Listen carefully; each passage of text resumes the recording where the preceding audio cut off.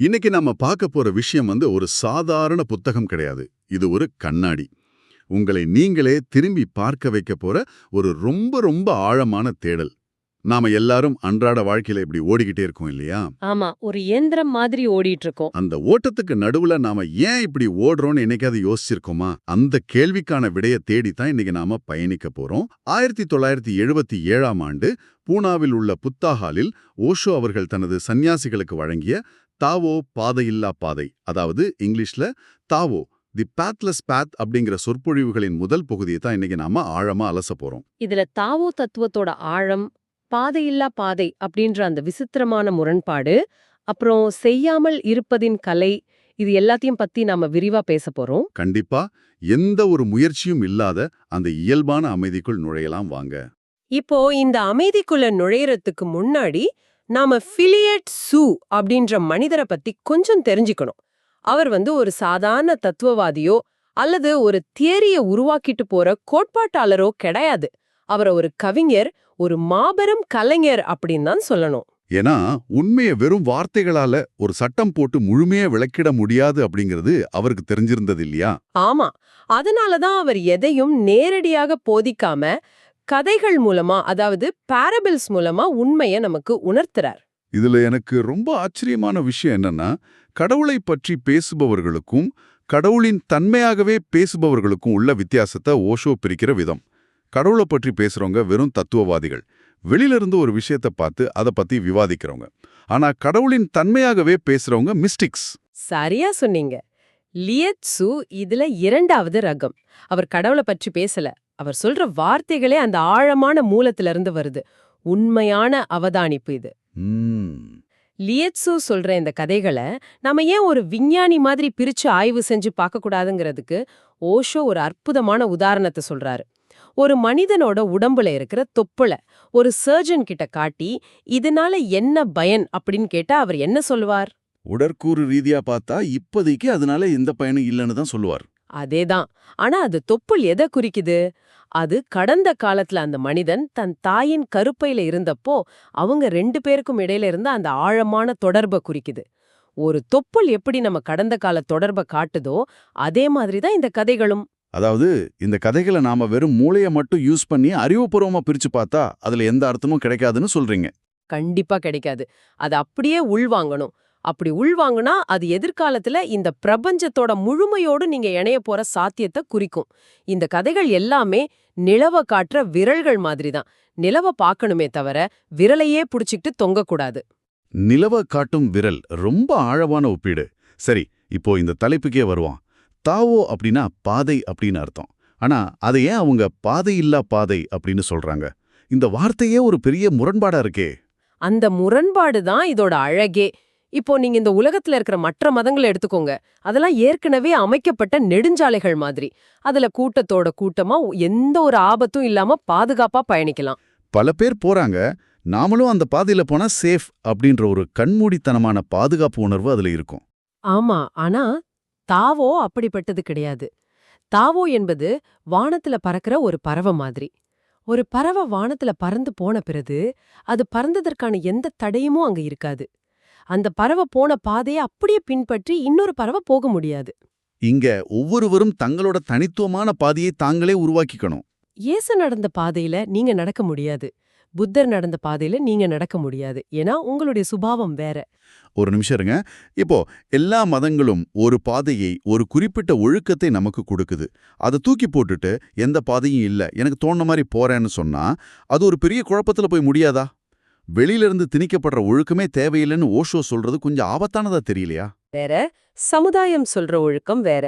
வெளியில இருந்து, அதாவது சமுதாயத்தாலேயோ மதத்தாலேயோ உங்க மேல திணிக்கப்படுற ஒழுக்கம் ஒரு போலியான ஒழுக்கம். அது உங்களை ஒரு கூண்டுக்குள்ள அடைக்கிற மாதிரி. உள்ளுக்குள்ள ஒரு பெரிய குழப்பம் இருக்கும், ஆனா வெளியில நாம ரொம்ப நல்லவங்க மாதிரி நடிச்சிட்டு இருப்போம். ஆமா, ஆனா உண்மையான ஒழுக்கம் என்பது உங்களுடைய உள்ளுணர்விலிருந்து, விழிப்புணர்விலிருந்து இயற்கையாக எழணும். அப்படி எழும்போது அங்கே குழப்பம் இருக்காது, தெளிவுதான் இருக்கும். அப்போ நாம மத்தவங்கள பின்பற்றுவதோ அல்லது ஒரு வரையறுக்கப்பட்ட பாதையை தேடி ஓடுறதோ நம்ம சுதந்திரத்தை பறிச்சிடும். இன்னைக்கு இருக்கிற நவீன உலகத்துல நிறைய பேர் இந்த 5 ஸ்டெப் சக்சஸ் ஃபார்முலா மாதிரியான விஷயங்களை தேடி ஓடுறத பார்க்க முடியுது. அவங்க எல்லாரும் நெடுஞ்சாலையில போறவங்க, வானத்துல பறக்க தயங்குறவங்க. சரியா சொன்னீங்க. அந்த தயக்கத்துக்கு காரணமே நம்ம கிட்ட இருக்கிற அறிவோட சுமைதான். சிந்தனை செய்வதற்கும் ஒரு விஷயத்தை நேரடியாக அனுபவிப்பதற்கும் நிறைய வித்தியாசம் இருக்கு. அறிவை சுமந்துட்டு இருக்கிறத விட அப்பாவித்தனமான அறியாமையே சிறந்தது அப்படின்னு தாவோ தத்துவம் சொல்லுது. நாம எல்லாருக்கும் நிறைய தெரிஞ்சுக்கணும், அறிவை வளர்த்துக்கணும் தானே ஆசைப்படுவோம். ஆனா அறிவே ஒரு சுமைன்னு சொல்றது விசித்திரமா இருக்கு. நம்ம சிந்தனையை எப்படி நம்மள நிகழ்காலத்திலிருந்து பிரிக்குதுன்னு சொல்லும்போது, சாமுவேல் பெக்கெட் எழுதின வெயிட்டிங் ஃபார் கோடோ அப்படிங்கிற நாடகத்தை ஒரு உதாரணமா ஓஷோ சொல்றார். ஆமா, அந்த நாடகத்துல 2 பேரு ஒரு மரத்தடியில உட்கார்ந்துட்டு கோடோ அப்படின்ற ஒருத்தருக்காக காத்துக்கிட்டே இருப்பாங்க. அந்த கோடோ யார், அவர் நிஜமாவே வருவாரான்னு அவங்களுக்கே தெரியாது. ஆனா நாளைக்கு அவர் வருவார், நம்ம கஷ்டத்தை எல்லாம் தீர்த்து வைப்பார்னு நம்பிக்கிட்டு இன்னைக்கு அவங்க வாழ வேண்டிய வாழ்க்கைய முழுமையா தவற விடுவாங்க. மனிதர்களோட உளவியலும் இதுதான்.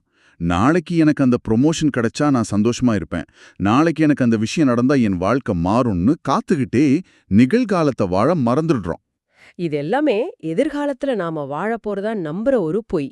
நாம உருவாக்கி வச்சிருக்கிற சொர்க்கங்களும் மோட்சங்களும் கூட இப்படி மனித மனத்தால் உருவாக்கப்பட்ட கற்பனைகள் தான். வாழ்க்கைய இப்போ இங்க வாழாம தள்ளி போறதுக்கான ஒரு தந்திரம் அது. அந்த தந்திரம் எவ்வளவு ஆழமானதுங்கிறத எலியட்ஸோட ஒரு கதை ரொம்ப அழகா சொல்லுது. அது கனவுக்குள் ஒரு கனவு. ஒரு விறகு வெட்டி காட்டுல வேலை செஞ்சுட்டு இருக்கும்போது தற்செயலா ஒரு மானை கொன்னுட்றான். யாராவது பாத்துருவாங்களோன்ற பயத்துல அந்த மானை ஒரு குழியில போட்டு மேல வாழை இலைகளை போட்டு மறைச்சு வச்சுட்டு வீட்டுக்கு கிளம்புறான். ஆனா வழியில அவன் எந்த இடத்துல அந்த மானை மறைச்சு வச்சோங்கிறதையே மறந்துடுறான். ஆமா, கொஞ்ச நேரம் கழிச்சு ஒருவேளை நாம மானை கொன்னது ஒரு கனவோ அப்படின்னு அவனுக்குள்ளேயே சந்தேகம் வந்துடுது. வழியில போறப்போ தனக்கு வந்த அந்த விசித்திரமான கனவை பத்தி சத்தமா முணுமுணுத்துக்கிட்டே போறான். இந்த கதையோட சுவாரஸ்யமே இதுக்கு அப்புறம் நடக்கிறது தான். வழியில போற ஒருத்தன் இவன் முணுமுணுக்கிறத கேட்டுட்டு நேரா காட்டுக்கு போய் அந்த விறகு வெட்டி மறைச்சு வச்சிருந்த மானை நிஜமாவே கண்டுபிடிச்சு எடுத்துட்டு போடுவான். வீட்டுக்கு போன அந்த 2வது ஆள் தன் மனைவி கிட்ட ஒரு விறகு வெட்டிக்கு மான் கிடைச்சதா கனவு வந்துச்சு, ஆனா அந்த மான் இப்போ எனக்கு நிஜமாவே கிடைச்சிருக்கு அப்படின்னு சொல்லுவான். அதுக்கு அவனோட மனைவி, அப்போ நீங்க தான் விறகு வெட்டிய பத்தியும் மான பத்தியும் கனவு கண்டிருக்கீங்க அப்படின்னு குழப்புவா. இங்க அந்த விறகு வெட்டி வீட்டுக்கு போய் தூங்கும்போது அந்த மான் யார்கிட்ட இருக்கு அப்படின்னு அவனுக்கு நிஜமாவே ஒரு கனவு வருது. அடுத்த நாள் காலையில அவன் போய் அந்த 2வது ஆள் கிட்ட சண்டை போடுறான். விஷயம் நீதிமன்றத்துக்கு போகுது. நீதிபதி இதையெல்லாம் கேட்டுட்டு யார் கனவு கண்டது யாருக்கு நிஜம்னு எனக்கு தெரியல, இந்த மான 2 பேரும் பாதி பாதியா பிரிச்சு போங்க அப்படின்னு தீர்ப்பு சொல்றாரு. இத கேள்விப்பட்ட அந்த ஊர் அரசன், ஒருவேளை இந்த நீதிபதியே இதெல்லாம் கனவு கண்டிருப்பாரோ அப்படின்னு கேக்குறான். இது அப்படியே போய்கிட்டே இருக்கு. இந்த கதை கேட்கறதுக்கு வேடிக்கையா இருக்கலாம், ஆனா இதுக்குள்ள இருக்கிற உள்ளவியல் ஆழம் பெரியது. மனித சிந்தனை அப்படிங்கறதே வார்த்தைகளால் ஆன ஒரு கனவு மட்டும்தான் அப்படிங்கறத இது புரிய வைக்குது. நீங்க நிதர்சனத்துல இருந்து எவ்வளோ தூரம் விலகி போறீங்களோ அவ்வளோ அதிகமா சிந்திக்க தொடங்குவீங்க. உதாரணத்துக்கு, உங்களுக்கு பசி எடுக்கும்போது நீங்க சாப்பாட்டை பத்தி தத்துவம் பேச மாட்டீங்க, நேரா போய் சாப்பிடுவீங்க. சரியா சொன்னீங்க. ஒரு ரோஜா பூவோட வாசனை வரும்போது அதை அப்படியே உணர்வீங்க. அங்க சிந்தனைக்கு வேலை இல்ல. ஆனா அந்த உண்மை அனுபவம் இல்லாத போதுதான் நம்ம வார்த்தைகளை வச்சு சிந்திக்கிறோம், தத்துவங்களை உருவாக்குறோம். நம்மளோட சிந்தனை என்பது உண்மைய மூடி மறைக்கிற ஒரு திரை. வார்த்தைகளால உருவாக்கப்பட்ட கனவு உலகத்திலிருந்து வெளியே வந்தா அடுத்து நாம பார்க்க போற உண்மை என்ன? இந்த பிரபஞ்சத்துக்கும் நமக்கும் உள்ள தொடர்பு. நாமெல்லாம் தனித்தனி தீவுகள் இல்ல, எல்லாமே ஒண்ணுக்கொண்ணு இணைக்கப்பட்டிருக்கு அப்படின்னு ஓஷோ சொல்றது ஒரு பெரிய திறப்பா இருக்கு.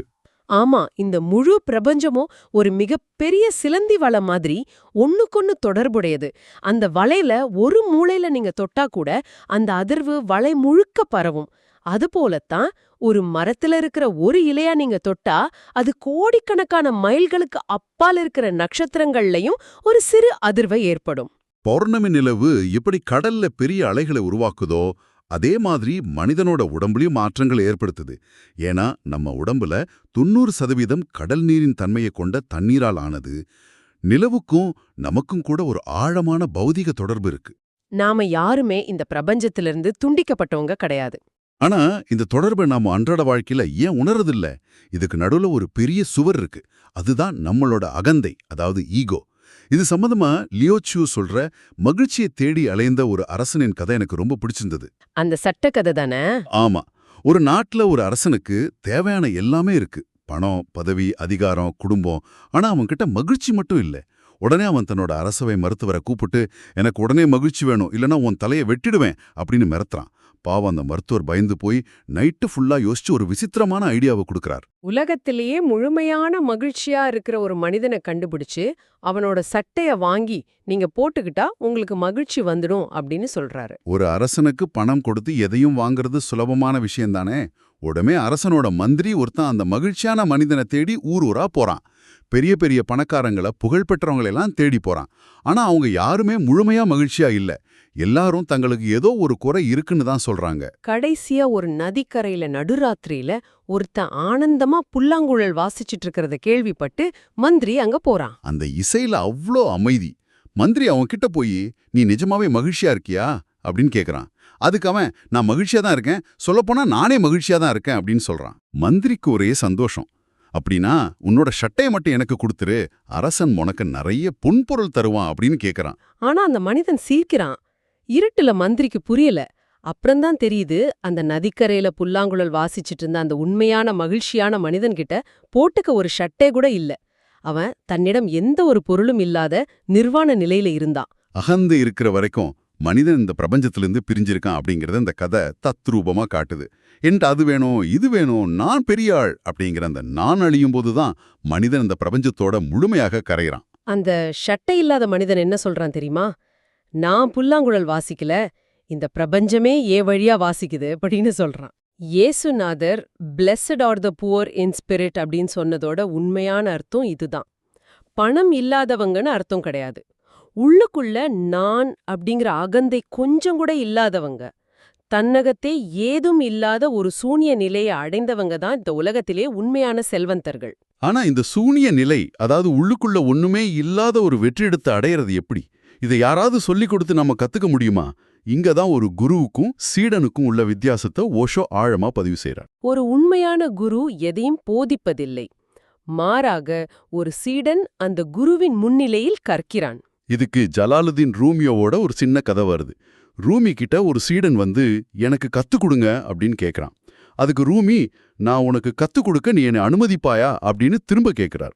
அந்த அனுமதி அப்படின்னா என்ன, அதை எப்படி புரிஞ்சுக்கிறது? கற்றலுக்கு எப்பவுமே ஒரு ஏற்றுக்கொள்ளும் மனநிலை தேவை. இத ஓஷோ பெண்தன்மை வாய்ந்த ஒரு மனநிலை, அதாவது ஒரு ரிசெப்டிவ் ஸ்டேட் அப்படின்னு சொல்றாரு. இதை எப்படி புரிஞ்சுக்கலான்னா, ஒரு வளமான நிலம் எப்படி ஒரு விதைக்காக தன்னை திறந்து வச்சுக்கிட்டு அமைதியா காத்துக்கிட்டு இருக்கோ, அதே மாதிரி ஒரு சீடனோட மனசும் திறந்திருக்கணும். ரொம்ப அழகான விளக்கம். இதை இன்னும் தெளிவா விளக்க அவர் அறிவாற்றலையும் தன்னுணர்வையும் ஒப்பிடுறார். நம்மளோட அறிவாற்றல் அப்படிங்கிறது ஒரு சின்ன கோழி குஞ்ச போன்றது. அது ஒரு சின்ன முத்தத்துக்குள்ளேயே தரையில இருக்கிற தானியங்களை பொறுக்கிக்கிட்டு தனக்கு தெரிஞ்ச அந்த சின்ன எல்லைக்குள்ளேயே பாதுகாப்பா வாழும். அதுக்கு கடல்னா என்ன, பரந்த வானம்னா என்னன்னு தெரியாது. ஆனா தன்னுணர்வு அப்படிங்கிறது கடலை கடந்து எல்லையற்ற வானத்துல சிறகடிச்சு பறக்கிற ஒரு சுதந்திரமான பறவையை போன்றது. நீங்க உங்களோட அறிவாற்றல் அப்படிங்கிற அந்த சின்ன வட்டத்தை கீழே போடும்போதுதான் உங்களால எல்லையற்ற வானத்துல பறக்க முடியும். கண்டிப்பா. அறிவாற்றலை கீழே போடுறது, அந்த பாதுகாப்பான வட்டத்தை விட்டு வெளியே வர்றதுன்னு பேசும்போது மனிதர்களுக்கு இருக்கிற ஆகப்பெரிய பயம் ஒன்று ஞாபகத்துக்கு வருது. அதுதான் மரணம். லியோட்சு தன் சீடனோட நடந்து போயிட்டு இருக்கும்போது வெளியில ஒரு 100 வருஷம் பழமையான மண்டையோட்ட பாக்குறார். அத பார்த்து லியோட்சு சொல்ற வார்த்தைகள் ரொம்ப புதிரானது. உனக்கு பிறப்பும் இல்லை இறப்பும் இல்லை என்பது எனக்கும் உனக்கும் மட்டுமே தெரியும் அப்படின்னு அந்த மண்டையோட்ட பார்த்து சொல்றார். இத கேட்கும்போது ஒரு விதமான நடுக்கம் வருது. ஏன்னா நாம மரணத்தை ஒரு இருட்டான முடிவா பாக்குறோம். ஆனா அவரு பிறப்பும் கிடையாது இறப்பும் கிடையாதுன்னு சொல்றாரே. நாம மரணம் அப்படிங்கறத ஒரு பயங்கரமான விஷயமா, வாழ்க்கையோட முடிவா தான் நினைச்சுக்கிட்டு இருக்கோம்.